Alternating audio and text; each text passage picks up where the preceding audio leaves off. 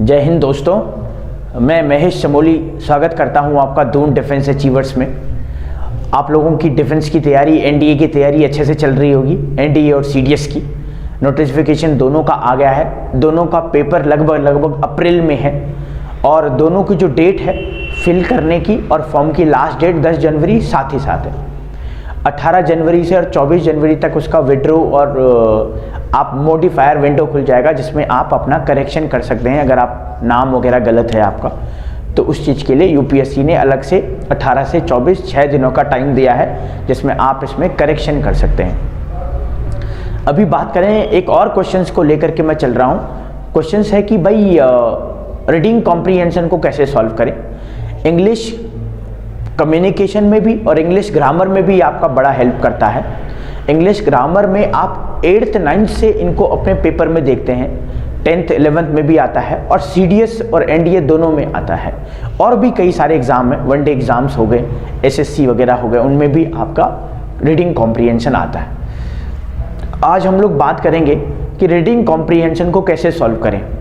ज़्यादा आपने देखा होगा कि ट्रिक्स क्या है ना। आपने भी शायद सर्च किया होगा ऐसा कि what is the tricks to solve the reading comprehension. तो ट्रिक तो मैं नहीं कहूँगा क्योंकि ट्रिक्स क्या होती हैं, कुछ जगह तो काम कर जाती हैं लेकिन कुछ जगह फेल हो जाती हैं।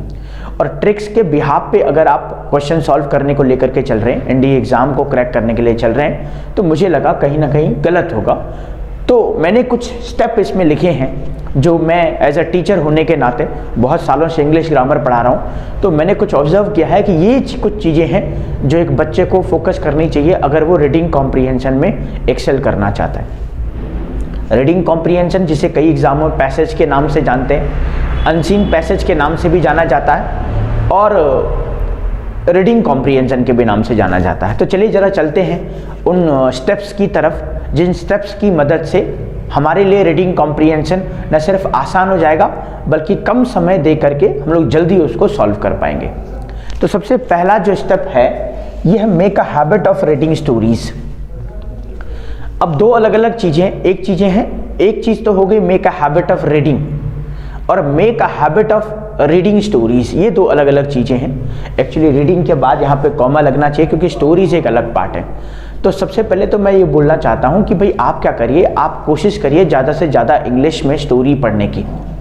ज़्यादा से ज़्यादा हो गया आपने न्यूज़पेपर लिया, न्यूज़पेपर में बोलते हैं कि न्यूज़पेपर ज़्यादा से ज़्यादा पढ़िए। मुझे ऐसा नहीं लगता है कि न्यूज़पेपर पढ़ने से आपकी इंग्लिश सुधरेगी।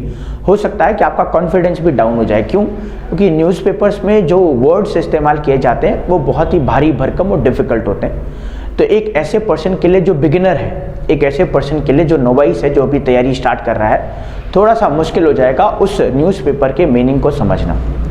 तो फिर हम लोग क्या करें, तो फिर हम लोग एक काम कर सकते हैं, इसीलिए मैंने कहा स्टोरीज पढ़ें। स्टोरीज या फिर फैबल्स भी एक वर्ड है। फैबल्स का मतलब होता है ऐसी कहानियाँ जिनसे कुछ मैसेज मिलता हो, उनमें हमारा इंटरेस्ट भी आएगा। जैसे कि पहले के टाइम पे जो छोटी छोटी कहानियाँ होती थी या फिर आप 6th 7th 8th में जो बुक आती इंग्लिश की, उसको एक बार देखिए। भाई आपको अपना कॉन्सेप्ट सॉल्व करना है ना, तो कहीं भी किसी भी मोटिव में जाना पड़े, किसी भी मीडियम में जाना पड़े, उससे आपको हेल्प मिलेगी। तो आप जाकर के कोई 6th 7th या 8th की इंग्लिश की बुक उठाएं, उसमें देखें कोई स्टोरीज अगर हैं तो उन स्टोरीज को पढ़ना स्टार्ट करें। स्टोरीज को पढ़ने के बाद आप देखेंगे कि आपकी थोड़ा जो है आपकी अंडरस्टैंडिंग होने लग गई है। ये एकदम से नहीं होगा, ये आपको बहुत टाइम तक रेगुलर करना पड़ेगा।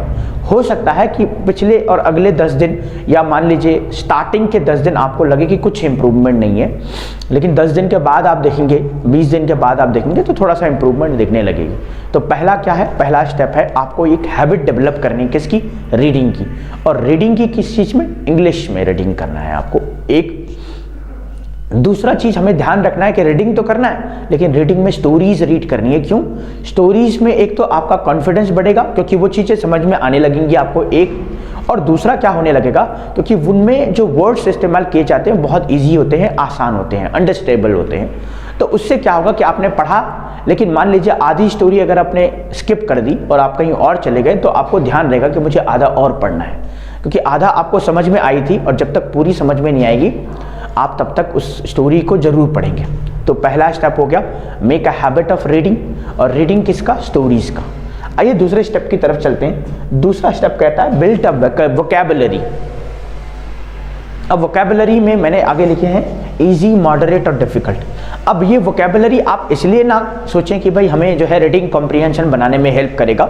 ये वोकेबलरी आपको बहुत जगह हेल्प करेगा, है ना। ये आपको सिर्फ आपके कम्युनिकेशन में ही नहीं, आपको रीडिंग कॉम्प्रिहेंशन में नहीं, आपके कोई न्यूज़पेपर पढ़ रहे हो, किसी ने आपको कहा हो कि यार इंग्लिश में कोई मेल आया है, तो आप उसको समझ पाने में क्या होंगे, एबल होंगे। तो इसके लिए आपको वोकेबलरी पढ़ना है, न सिर्फ इसके लिए कि रीडिंग कॉम्प्रिहेंशन हेल्प करेगा। आप ये देखना कि वोकेबलरी अगर हम लोग पढ़ते हैं तो एक वोकैब से या एक पार्ट वोकेबलरी को कमांड करने से आपके कई सारे पार्ट इंप्रूव हो जाएंगे। अच्छा, फिर आगे लिखा है इजी, मॉडरेट और डिफिकल्ट। इजी, मॉडरेट और डिफिकल्ट मैंने इसलिए कहा क्योंकि इजी मतलब आपको ऐसे वोकैब चूज करने हैं जो बहुत इजी हैं, इजी टू अंडरस्टैंड है। और जैसे इन का मतलब क्या होता है, बिटवीन का मतलब क्या होता है, अमंग का क्या होता है, अंडर क्या होता है, तो ये बहुत इजी वर्ड है, आप लोगों को पता होंगे और या फिर आप सीख जाएंगे, बहुत इजी हैं। और ये क्या करेंगे, हमारे कॉन्फिडेंस को बूस्ट करेंगे। तो कॉन्फिडेंस को बूस्ट करेंगे तो फिर आप दूसरे स्टेप पे चलेंगे, मॉडरेट। मॉडरेट में ऐसे वर्ड्स जो हमारे बोलचाल में डेली यूज होते हैं लेकिन हम लोग उनको नहीं जानते, उनको हम लोग मॉडरेट कहेंगे। और डिफिकल्ट में फिर हमारे 2 स्टेप जब क्लियर हो जाएंगे तो आप डिफिकल्ट पे जा सकते हैं। या फिर एक काम कर सकते हैं आप लोग, जहाँ से आपको जो वोकैब मिल रही है आप लिखते रहिए और धीरे धीरे करके उसमें कमांड करिए। तो 2 स्टेप हमारे हो गए। बढ़ते हैं तीसरे स्टेप की तरफ। तीसरा स्टेप कह रहा है excel in your reading speed. अब जब आपके 2 स्टेप कंप्लीट हो गए, पहला स्टेप आपने रीडिंग कॉम्प्रिहेंशन किया, रीड करना स्टार्ट किया, दूसरा स्टेप आपने वोकैब्स को याद करना देखा, तीसरा स्टेप क्या करना है कि आपको ज़्यादा से ज़्यादा पढ़ने से क्या होगा कि आपकी स्पीड बेटर हो जाएगी। जैसे आपने देखा होगा कि 1 मिनट में आप कितने वर्ड्स देख पाते हैं, 1 मिनट में आप कितनी लाइन्स पढ़ पाते हैं। और वो कैसे पता चलेगा, वो पता चलेगा कि आपका अंडरस्टैंडिंग कितना अच्छा हुआ, कितनी जल्दी आप चीज़ों को समझ पा रहे हैं। अदरवाइज आपने देखा होगा जब आप एक लाइन इंग्लिश की कोई पढ़ते हैं और अगर आपके कुछ वर्ड्स उनको मीनिंग नहीं पता चला आपको, तो आप उससे आगे नहीं बढ़ पाएंगे, आप वहीं पे स्टक हो जाएंगे। तो ये इसलिए है क्योंकि आप ज़्यादा हैबिट नहीं डेवलप कर पाए या फिर आप ज़्यादा इन चीज़ों से अवेयर नहीं हैं। लेकिन जैसे जैसे आप पढ़ते चले जाएंगे आपकी स्पीड बढ़ती चली जाएगी। तो पहले आप देखेंगे कि 1 मिनट में मान लीजिए 4 से 5 लाइन आप पढ़ पाते हैं, लेकिन बाद में आप देखेंगे कि 1 मिनट में आप 9 से 10 लाइन पे कमांड कर पा रहे हैं। तो ये 4 चीज़ें होंगी। आगे चलते हैं नेक्स्ट स्टेप पे जो कहता है understand the main idea of a passage. कभी कभी क्या होते हैं, पैसेज कई तरह के होते हैं, जिसमें ये होता है कि भाई कुछ तो स्टोरी बेस्ड होते हैं, जिसमें स्टोरी रहती है कि मान लीजिए कहा गया है किसी पैसेज में कि there was a king in the forest, he had 2 sons और 3 daughters, one day he was going somewhere. तो ये किंग के बारे में है। तो किंग के बारे में बताया गया है कि किंग था, उसकी बेटियां थी और उसके बेटे भी थे और ऐसा ऐसा हुआ, ये किंग के बारे में। तो ये स्टोरी बेस्ड है।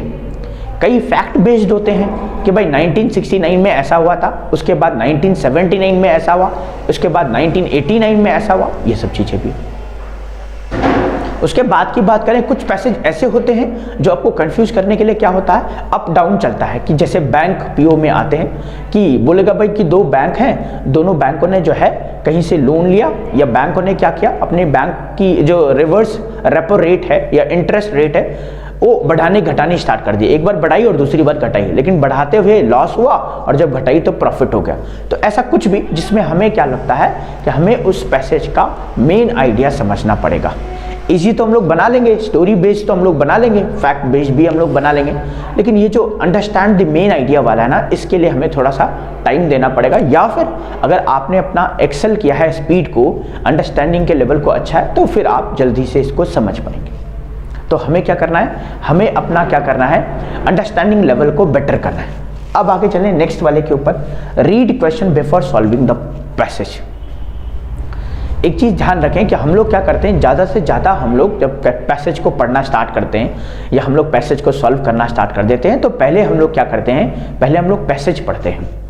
हो सकता है कि हमें अच्छा भी लगता हो क्योंकि उसका अगर मीनिंग समझ में आ रहा है तो अच्छा ही लगेगा, लेकिन ऐसा भी होता है कई बार कि हम लोग पैसेज पढ़ना स्टार्ट करते हैं, कुछ तो हमें समझ में आया, कुछ नहीं आया, उससे कन्फ्यूजन क्रिएट होगी और टाइम भी स्पेंड होगा। और आप देखेंगे कि जब हम लोग क्वेश्चंस की तरफ जाते हैं तो फिर हमें एक बार और पैसेज को पढ़ना पड़ता है। तो क्यों ना हम लोग एक काम करें कि पैसेज के क्वेश्चंस को पहले पढ़ लें और उसके बाद पैसेज को पढ़ें। उससे क्या होगा कि क्वेश्चंस को पढ़ने से हमें ये पता चलेगा कि हमें क्या चीज़ पैसेज में देखनी है। मान लीजिए वहाँ पे क्वेश्चन में लिखा है कि how many sibling Rohan does have, कि रोहन के पास कितनी बहनें थी या कितने भाई बहन थे, तो हमें रोहन के बारे में सर्च करना है वहाँ पे। तो मान लीजिए वहाँ पे पॉन्ड के बारे में बोला गया है, वहाँ पे किंग के बारे में है, तो हम लोग उतना अटेंशन उन जगहों को नहीं देंगे या उस लाइंस को नहीं देंगे। जहाँ पे भी रोहन आया हम लोगों ने क्या कर दिया, अटेंशन देना स्टार्ट कर दिया।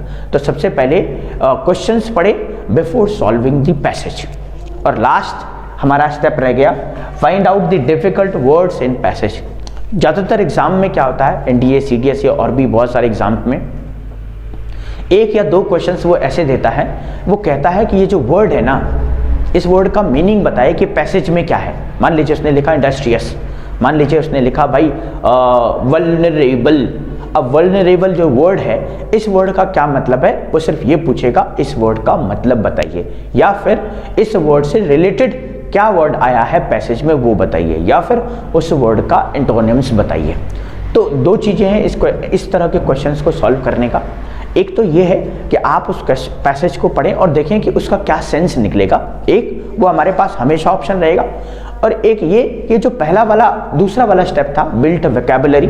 अगर आपने वोकैबुलरी को पहले से अपना स्ट्रॉन्ग किया हुआ है तो मे बी आपको पैसेज की ज़रूरत ना पड़े पढ़ने की, और हो सकता है कि आपने 4 ऑप्शंस देख करके ही अपना पैसेज बना लिया हो। तो ये कुछ स्टेप हैं जिन्हें फॉलो करके आप रीडिंग कॉम्प्रिहेंशन को आसान बना सकते हैं। ऐसा नहीं है कि इतना कर लेंगे तो बहुत कुछ हो जाएगा, रिवोल्यूशन आ जाएगा, हर पैसेज को बना पाएंगे, नहीं, लेकिन बहुत कुछ इम्प्रूव हो जाएगा आपके इस हैबिट को चेंज करने से। तो ये सब चीज़ें अपनी लाइफ में इम्प्लीमेंट करें, और एक बार देखें कि रीडिंग कॉम्प्रिहेंशन को जब आप पहले बनाते थे और रीडिंग कॉम्प्रिहेंशन को जब आप अब बना रहे हैं तो इससे क्या हेल्प मिल रही है। अच्छा, ये एक जो स्टेप हम लोगों ने लिखे ये वैसे भी आपको हेल्प करेंगे, ये रीडिंग हैबिट आपको वैसे भी हेल्प करेगी। ये रीडिंग हैबिट, ये एक्सेल अगर आप रीडिंग हैबिट में करते हैं ये वैसे भी आपको हेल्प करेगा। वोकैबुलरी आपको वैसे भी पढ़नी है, ऐसा नहीं कि रीडिंग कॉम्प्रिहेंशन के लिए आपको वैसे भी पढ़ना है। अब आप बात करेंगे understand the main idea of a passage. मान लीजिए कोई मेल आ गया आपको, मान लीजिए किसी ने आपको कुछ मेल भेजा है या कोई लेटर भेजा है, तो उसके पीछे आइडिया क्या है, मेन पॉइंट क्या है, उसके बारे में आपको वैसे भी पता होना चाहिए। ये पैसेज से रिलेटेड है कि आपको पहले पैसेज के क्वेश्चन सॉल्व करने पड़ेंगे या क्वेश्चंस पढ़ने पड़ेंगे, फिर जाकर के पैसेज को देखना पड़ेगा। और ये डिफिकल्ट वर्ड ये भी पैसेज से रिलेटेड है। तो आई होप इन स्टेप्स से आपके रीडिंग कॉम्प्रिहेंशन को सॉल्व करने में आपको ज़रूर मदद मिलेगी। हम लोग मिलते हैं नेक्स्ट वीडियो में कुछ और इन्फॉर्मेशन के लिए। आज के लिए इतना ही। Thank you so much.